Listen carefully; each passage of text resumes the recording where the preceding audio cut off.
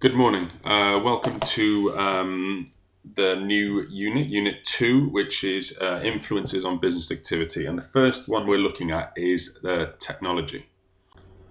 So these are our learning objectives, but essentially what we're looking at today is how technology has impacted new products being created, new production methods, how we buy products, how we communicate with colleagues and customers, how we perform sort of simple business tasks like administration and recruitment.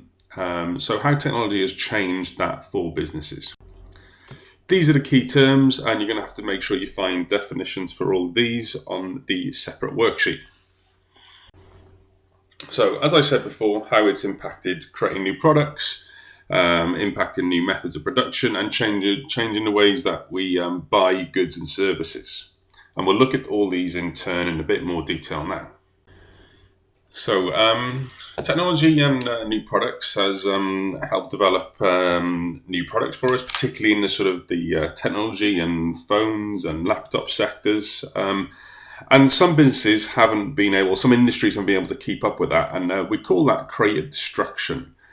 So what creative destruction is essentially new products enter the market, and it results in the decrease in sort of the similar, maybe substitute products. So an example I would give you is the fact that now that we all have mobile phones, it's led to a decline in the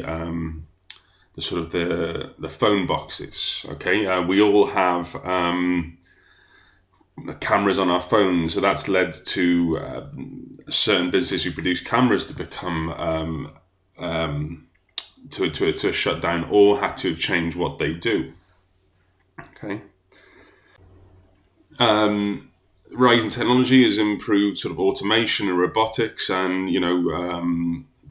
it's changed the production line. So as you see from that picture there, how cars are made. They used to be maybe made a bit more by hand, but now are pretty much made by automated robots.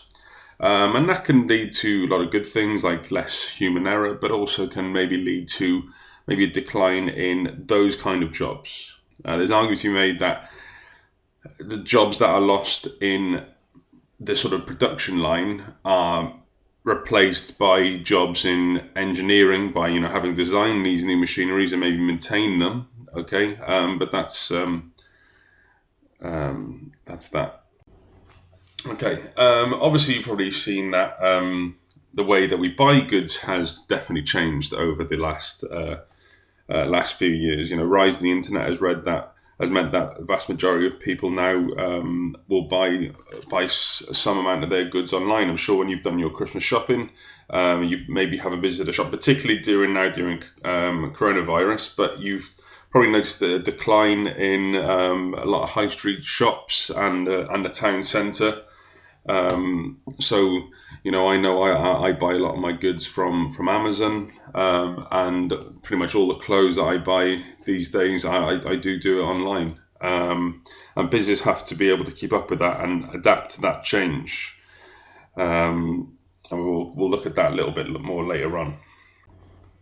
Okay, there's been a sort of a rapid change really, and technology just keeps on improving, particularly probably in the last 25 to 30 years, and businesses have to be able to react and change and keep on top of the sort of the technological change that is going on, be that how businesses communicate with their customers, the new production methods, the development of brand new products. If they're unable to keep up with that, then the business will possibly cease to exist.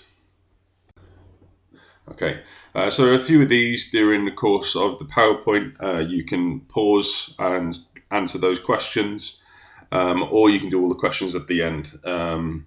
If I was teaching in class, I would probably stop, get you to do this question, and then move on. Okay, so how technology is used in the workplace. Well, there's four sort of main areas, and we'll look at them all in turn, but it impacts communication, administration, recruitment, and stock control. First of all, we look at administration. So administration is basically the support of all the other departments within the business. Okay, so if you look at things like high school, you've got the administration department in the office, and they help support all the teaching staff and all the other departments within the school. Okay, it holds spreadsheets and databases, information about students.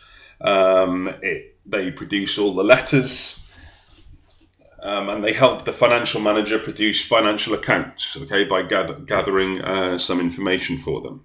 Okay. So if you're looking at a business as opposed to a school, they would maybe have spreadsheets and databases regarding all the products they sell and potential customers. They would produce maybe letters or bills for their customers, and would keep up-to-date financial information. Like I said, the way we communicate with colleagues and customers has changed. Okay, they're going to use it to video conference now, particularly during COVID, has become very important. The way that we advertise has changed, and we'll do that a little bit more later on.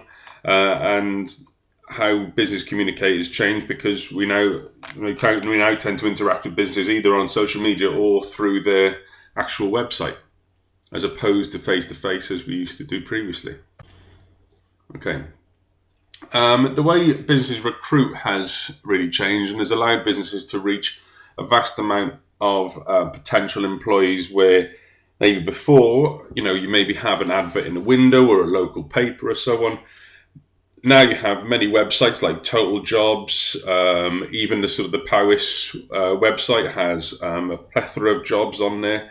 And they can really sort of try and find the most ideal employees for them, okay? And they can keep databases of them for a long amount of time. They can get them to complete online tests to find out whether they are the right employees for them. It has also helped in stock control, okay? Where, if stock control is managed by a human, there's potential for human error. But if it is done online using some sort of management system, it can do a lot of things. It can potentially predict sales. It can reorder goods. So, whenever you go into a shop, for example, the person scans the barcode. It's not just giving you information of the price of the good. It's also giving the shop information, what their stock levels are, and when they go beyond the certain minimum stock level, they can trigger a reorder. Okay.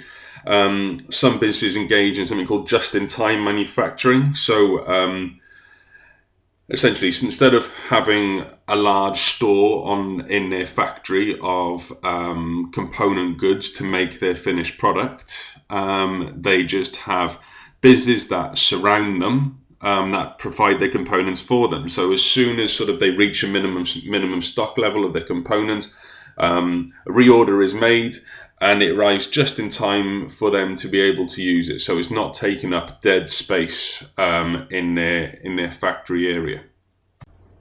Okay, again, another question stop. You can pause this and do these questions now, or you can come back to them at the end. Okay, what we've got here is how businesses go about designing new products and potentially new manufacturing methods. So they use computer-aided design, so that's referred to as CAD, okay, and they can use this to produce new ideas for products, produce 3D drawings of them, okay. They can change and edit them if they don't fit for purpose, okay. Helps businesses reduce costs for designing new products, and it helps the research and development just a much quicker process, being able to use computer-aided design, okay. And then you've got computer-aided manufacturing. Essentially it's the producing of goods and removing that possibility of human error. And it's just, it's completely managed on an electronic level, and you've got an automated or robotic production line producing your goods for you. Okay, computer-aided manufacturing and computer-aided design does involve some level of training, but most CAM systems are quite easy to program. and it generally leads to a sort of consistent, sort of high quality products for the end customer. Okay, this is just a sort of a visual diagram of what I've been speaking about before, if you prefer your learning a more visual basis as opposed to reading. Okay, so there's a lot of advantages to using computer-aided design and computer-aided manufacturing. Ends up using fewer resources. There's less chance of human error, and in general, you could say that it leads to less expense in the long term. Probably in the short term, it doesn't, because maybe the amount of investment you'd have to put into a new automated system and new manufacturing system. But in the long run, you would probably see a reduction in costs. Disadvantages of it, there's going to be going to need some training. Systems can be expensive when you're introducing it, so that can sometimes discount smaller businesses. So that does mean for some industries it's very difficult for new businesses to enter the market because of maybe the high startup costs. So it does mean that potentially the level of competition in markets that have high amount of spending on CAD/CAM isn't near as much as it should be, and we know that competition leads to better quality products and a reduction in prices for you as customers because of the sort of the competing nature of that market. And so you don't want too much high startup cost, but if an industry has a lot of spending on this, it can mean smaller businesses and new businesses don't enter it. Okay, again, you can pause this and do the questions on this now. It's up to you.